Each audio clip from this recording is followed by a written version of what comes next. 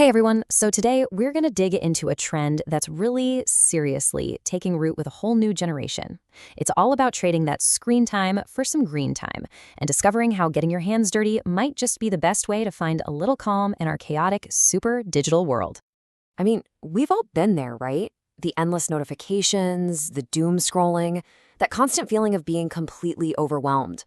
We're all searching for a way to just disconnect and find something real. Well, for a growing number of people, the answer is literally right outside their door. Take Marcus Bridgewater. You might know him online as Garden Marcus. He found that the simple, kind of mindful act of just nurturing plants helped him manage his stress and, cultivate some patience. His garden became his sanctuary, a real, tangible place of peace. And believe me, he is not alone in this discovery. To really get how much we're all searching for these kinds of solutions, just look at this number, 44 billion. That's how many views the hashtag mental health has on TikTok. The demand for wellness and just some peace of mind is absolutely massive. But there's a catch. Yeah, so we're all searching for help online. But here's the massive disconnect. A huge chunk of that digital advice, over 83%, is misleading or, honestly, sometimes even harmful. And that's exactly why a real-world practice like gardening is so powerful. It's an authentic alternative to all that noise. It's a real, tangible connection to the earth. Okay, so you're ready to start. But where on earth do you even begin?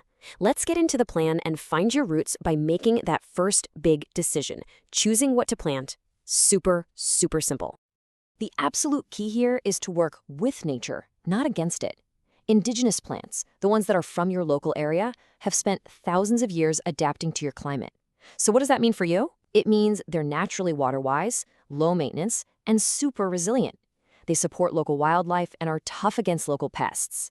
Honestly, starting with them is like starting a race halfway to the finish line. And to make it even easier, here's a little cheat sheet if you're in a hot, dry climate like South Africa's Highveld. Think of it as your starter pack. You've got the stunning agapanthus, which just thrives in the sun with hardly any water. There's the aloe, this cool, geometric, water-wise wonder that birds absolutely love. And for a pop of dazzling color in the driest spots, you've got the gazania. You can't go wrong with tough, beautiful plants like these. All right, so you've got your plants. The next stage is the work itself. And let's be totally clear about something. Things will probably go wrong. You're going to face some challenges. But this isn't about failure. It's about learning, adapting, and finding a rhythm with the natural world around you. Pretty much every new gardener hits these two walls. Pests start showing up, and the soil feels like impossible to work with. It's a rite of passage. But seriously, don't get discouraged. These aren't signs you should give up. They're basically invitations to understand your garden's ecosystem a little better. Now, if you have heavy clay soil, you might think you're out of luck. But here's the secret. Clay soil is actually fantastic at holding onto nutrients and water. The trick is just to improve its structure. So don't be intimidated, just work in organic matter, like compost. Yeah, it takes a little patience, but what you're doing is creating this super-powered foundation for your plants. And when it comes to pests, think prevention, not war. It really all starts with healthy soil and creating a balanced environment. By choosing the right plant for the right spot, adding a mix of plants for biodiversity, and watering smartly, you're building a strong, resilient garden that can naturally keep most pests in check. Now for the really fun part. We've moved from all that planning and problem solving to pure creation. This is where you go from just, keeping plants alive to actually designing a space that brings you joy and really reflects your own personal style.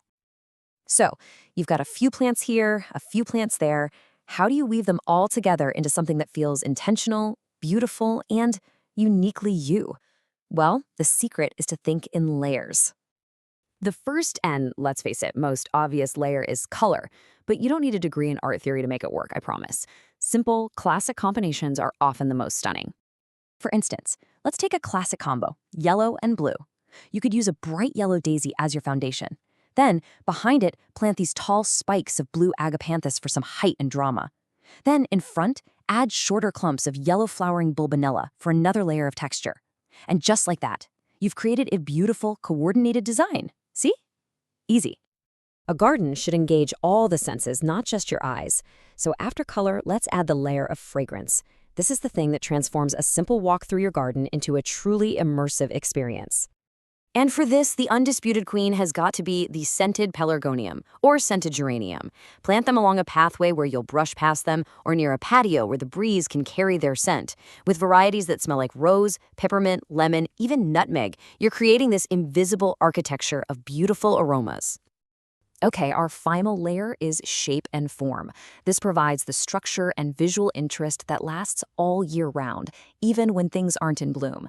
It's kind of like the skeleton of your garden design. Just look at the contrast here. You can use something like the wild iris for its neat, fan-like shape and these dark, sword-like leaves. And then you can soften that structural look by pairing it with something like the weeping anthericum, which has these soft, arching, grass-like leaves. Playing with these contrasting shapes is what makes a garden dynamic and, really captivating. So, we started this whole journey as an escape from the digital world. But now, we're going to bring it full circle. Because in our modern age, the personal journey of creating something real and beautiful, well, that's a powerful story to share. The goal here isn't to project some perfect, curated life. It's about authentic connection. Sharing your real gardening journey, the muddy hands, the pests you fought, that first flower that bloomed, that's what builds a genuine community. It's the perfect antidote to all that misleading online content we talked about at the start. And for people who do build a community around their passion, there's always this question of making money from it. This quote from Tess Barkley just nails it. Authenticity isn't lost when you share things that genuinely help people. So sharing your favorite tools or where you buy your seeds, that's not selling out, it's serving the community you've built. So the key takeaway here is this. It all comes down to storytelling. Whether it's a small victory over a stubborn weed or the absolute joy of seeing that first bloom, your ability to translate your personal journey into an engaging narrative is what truly connects with people. From that very first seed you plant to the final design you create, your garden is so much more than just a collection of plants. It's a reflection of your patience, your creativity, and your growth. It tells a story. So the only question left is, what will yours be?